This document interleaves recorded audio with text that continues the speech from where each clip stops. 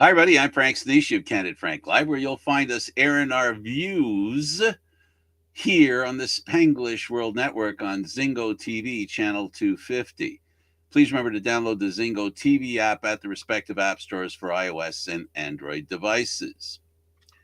Why download? Make sure you rate and leave a comment. Both apps are absolutely free. Zingo TV is available on Google, Chromecast, Amazon Fire, Fire TV sticks, Roku sticks, and all smart TVs. 2016 forward. Now joining me as usual is Aaron William Freeland. Aaron, thanks for doing this, and folks, thank you for watching. Glad to be here, Frank. To all of our viewers out there, thank you so much. Your being here means the world. Okay, that's enough of that. Let's get out of here. You got to get on the GO train. So, Aaron's on his way to an AHL hockey game. I believe I'm, that's where you're going. I'm actually going to a wrestling event Oh, a wrestling event this time. at the Coca-Cola Coliseum, which is the AHL hockey rink. That's why I assumed AHL. Not my apologies. No All right, worries. let's talk. Go ahead. Finish your thought. No, I just said no worries, Frank. We're good. Okay, so let's talk about the CFL. The Elks announced that the 2024 coaching staff. We talked about it yesterday with them directly, and they hired another guy. But for now, you got here that Shivers was named defensive coordinator. Yep, that's correct.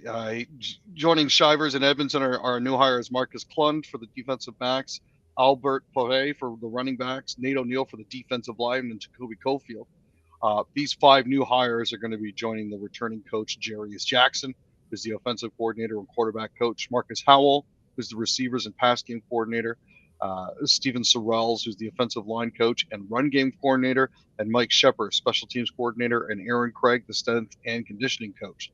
Now, Shivers is no strangers to Edmonton and Chris Jones. He returns to the green and gold after previously serving as the team's defensive back coach from 2014 to 2015, helping them capture the 2015 Grey Cup. Now, following his 2 seasons in Edmonton, the Arizona native Jones joined Jones in Saskatchewan as a Rough Riders D-back coach in 2016 and got promoted to D coordinator in 2019, a role that he would hold up until 2023. He entered the coaching ranks in 2013 as a defensive assistant with the Toronto Argonauts. So he's been around the league. He's got a wealth of experience, and he's got a couple wins under his belt. So Yeah, good. they thought he might have been in Toronto, but it didn't work out that way. Let's talk about curling, and specifically Skip Homan. She picked up 2 more wins. Right. Well, when Coach Don Bartlett started working with Rachel Holman's side this season, he wanted to force them to aim for a winning percentage of 80% every Bonspiel and tournament that they went into. The great news is so far they're 5-0, so they're batting 1,000 as opposed to the 80%. This top-ranked Ottawa side is now 55-5 on the campaign for an eye-popping victory clip of 92%, which is absolutely awesome. Um, you know, and curling, as with all sports, losses are going to eventually come. I'm just hoping that they're going to come after this latest Bonspiel is done. Um, Tiranzoni, who is 6-1, has earned 4 straight world titles and has got a 42-game winning streak going.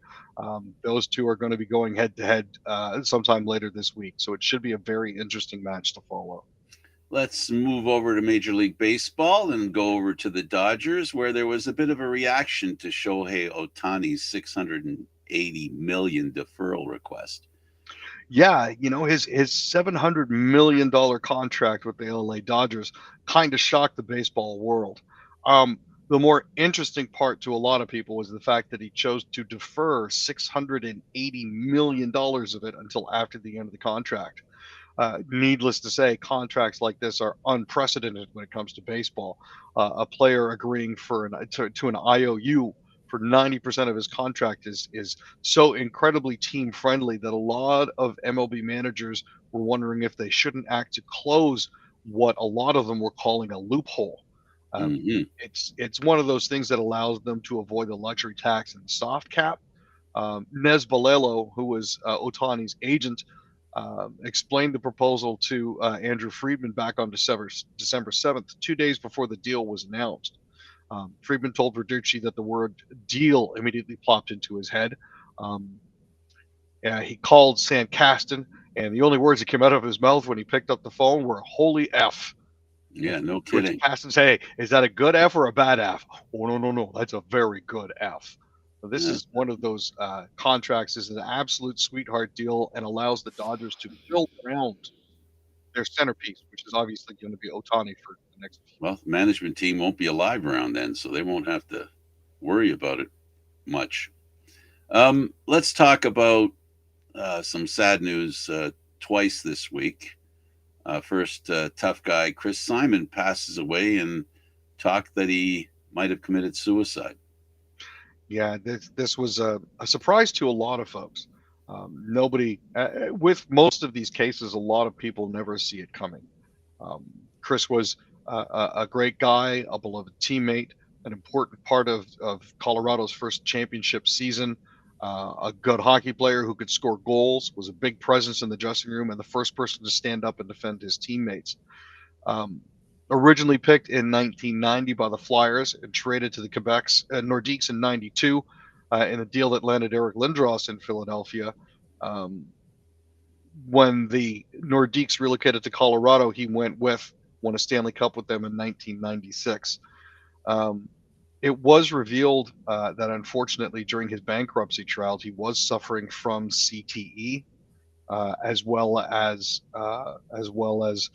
depression, anxiety, and PTSD, all of which appear to have culminated in him taking his own life on Monday when he was discovered by family.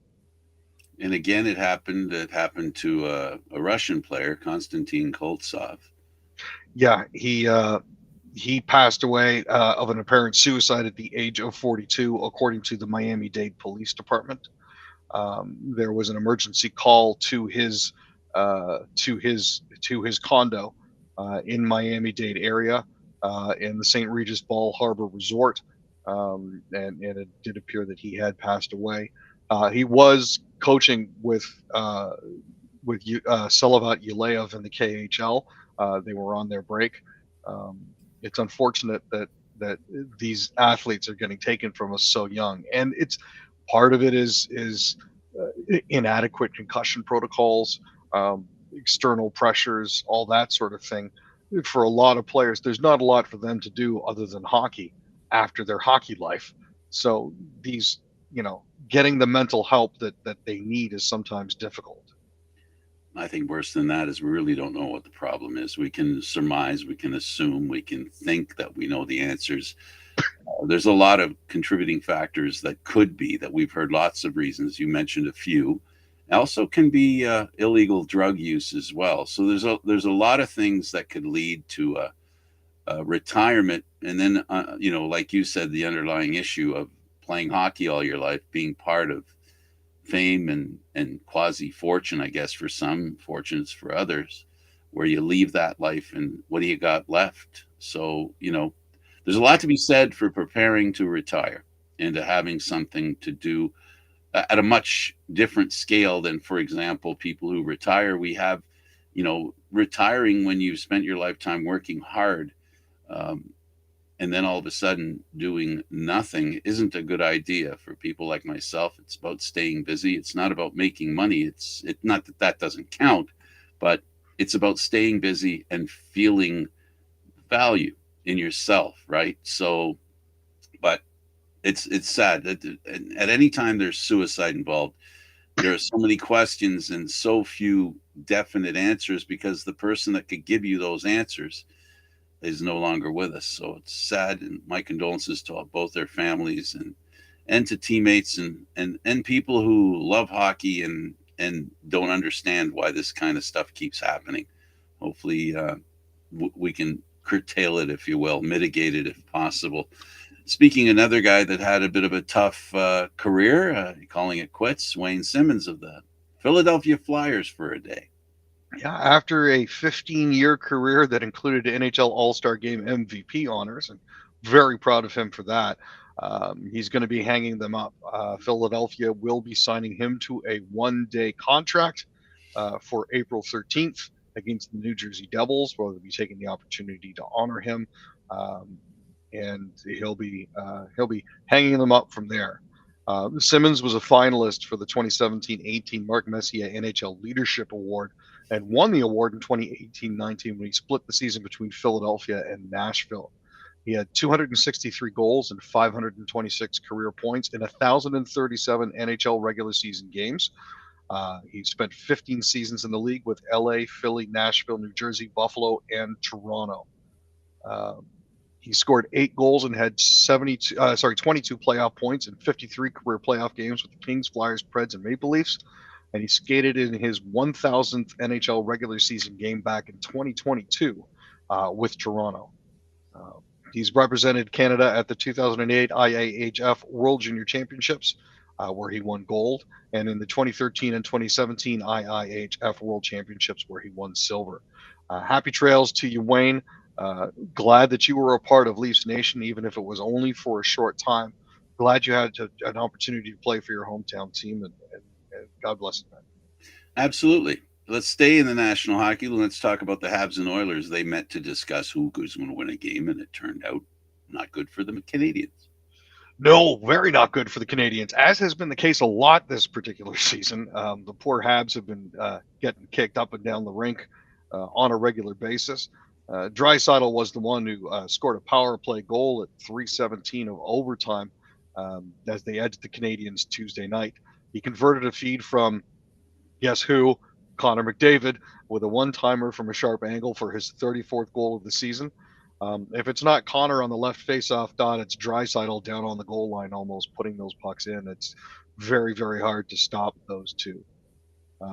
Adam Henrique scored for the Oilers as well. It's actually his first goal since being traded near the trade deadline to Edmonton from the Anaheim Ducks. So congratulations to him on getting rid of that monkey, getting off that schneid. Sens Bruins played. What happened? The Sens came out on the wrong end of it. Pasta had a hat trick, including a bear suit that somebody threw onto the ice, complete with claws and a big fuzzy bear hat. They kept it for him. He was pictured in it after the game. He got his 17th regular season hat trick and past team president, Cam Neely, for number 7 on the Bruins all-time scoring list with 345 career goals. Tkachuk and Pinto scored for the Senators, who've now lost 2 in a row following a 3-game winning streak. Eunice Corpusalo allowed 6 goals on 26 shots, as a close game through 2 periods turned into a bit of a laugher by the 3rd period. So it is what it is. They're struggling through, but better times ahead.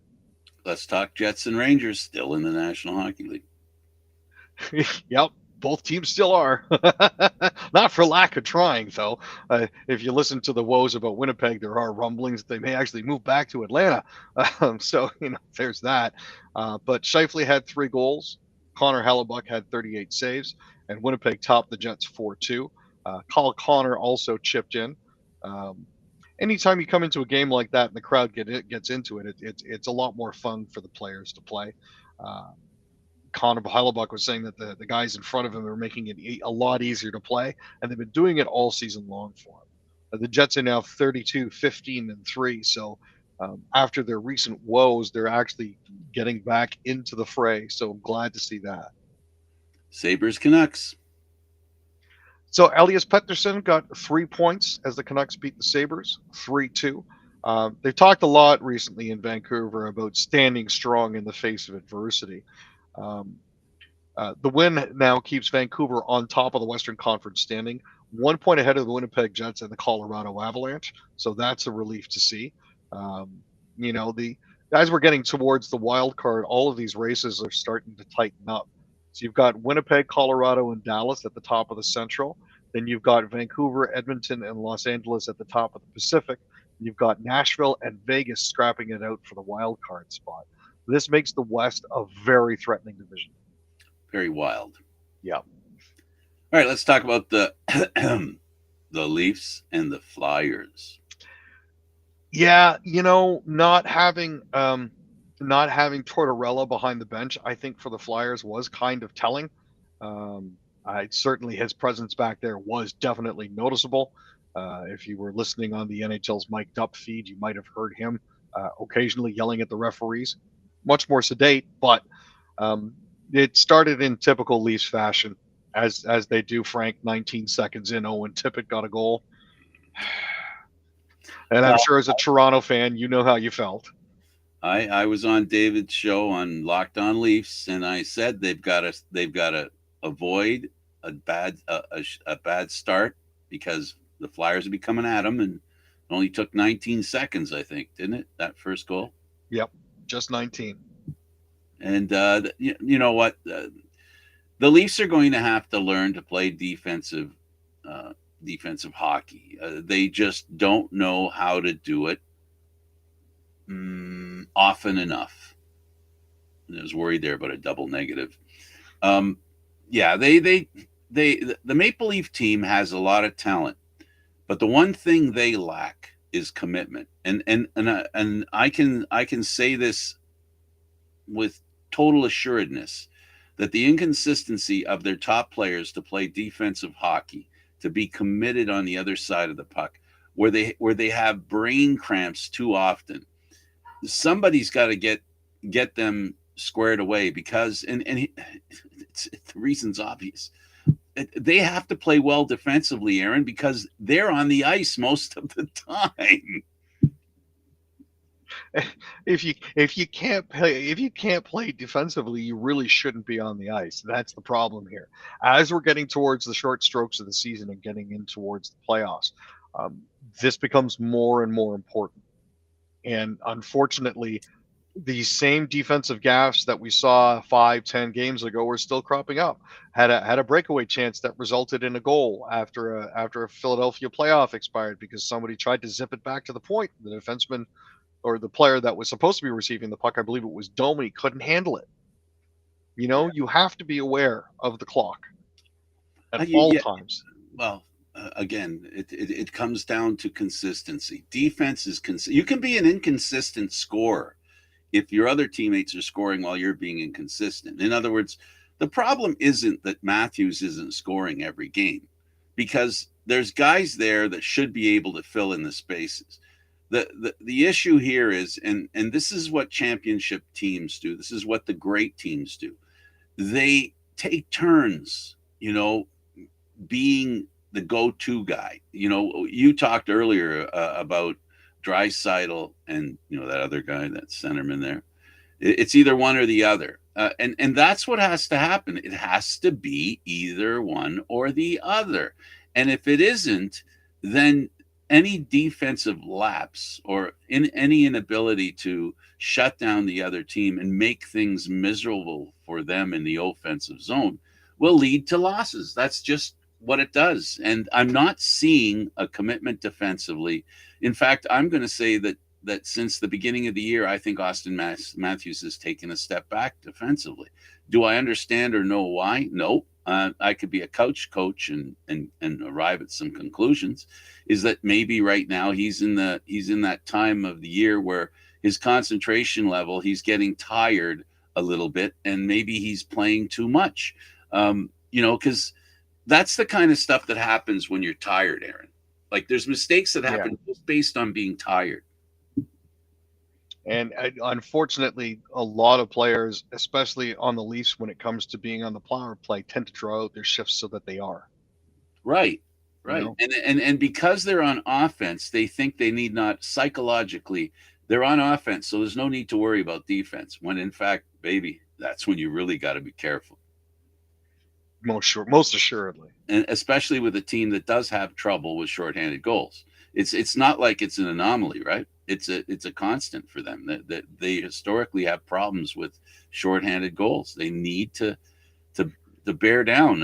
Well, if you're a Leaf fan, look, I don't want to I don't want to rain on your parade in the hopes that this is finally the year that the Leafs win the Stanley Cup. I'm all for Toronto having another celebration. Whether it be hockey, baseball, football, soccer, it doesn't matter to me. And anytime Toronto can celebrate, I'm all for it because I'm a Toronto kid at heart. But they've got to earn it. It doesn't come just because you think you deserve it. And it's that deserving attitude that I think is the biggest problem with and has been the biggest problem with the Leafs, is that they hear how great they are from their fans and their following, and because it's such a large following, it does kind of creep into your game where you don't realize you have work to do. Yeah, they tend to believe their own hype, unfortunately, which leads to a lot of issues, and that's really at the root of the problem here. I know a lot of players say that they don't follow social media and they don't, do all that sort of thing, but they do. Most of them can tell you where the commas are. Yeah, and you know what? This is just the negative side of what I'm saying, because right now it's those little weaknesses that are a big problem, where they're not playing tight defensive hockey and they're not protecting leads, and Yeah, they're not. I gotta sound like that coach before. They're not starting on time. yeah, That's what happened in the last game.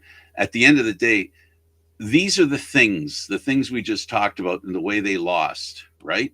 These are the things that are the difference between a championship team and a championship team. You're a chump if you can't stop. You got to be tougher than the other team. And toughness isn't just about physicality here. We're talking about mental toughness, where you want the puck more than the other guys, where you want them to suffer before they get a good chance on goal. This is what has to happen. And the Leafs are capable of doing it. We've seen it. It's just when it gets to this point, you go, why are these people human? Like, come on, man. You got to be perfect all the time. Don't you get it? And I don't think the Leaf players get it, that they have to be perfect all the time. My last thought on this, Frank, is we've been begging for Sheldon Keefe to prove how good of a coach he is for a while now. This is finally going to be his chance. This is his Waterloo, is it? This is definitely his Waterloo. Well, that's a good note to end on, Aaron. Thanks for doing this. Thanks, Frank. Glad to be here. He's Aaron William Freeland. He's on his way to the GO train. Somebody hold the door open for him. Thank you for watching Candid Frank Live, Aaron, Mondays, Wednesdays, and Fridays at 6 p.m. This show can also be heard on the Spanglish World Radio Network. For Candid Frank Live, other news, entertainment, and sports programming we offer, please check out SpanglishWorld.ca. Spanglish World. Watch it, hear it, read it, download it, live it. Thanks for watching. Ciao for now. Push Aaron on.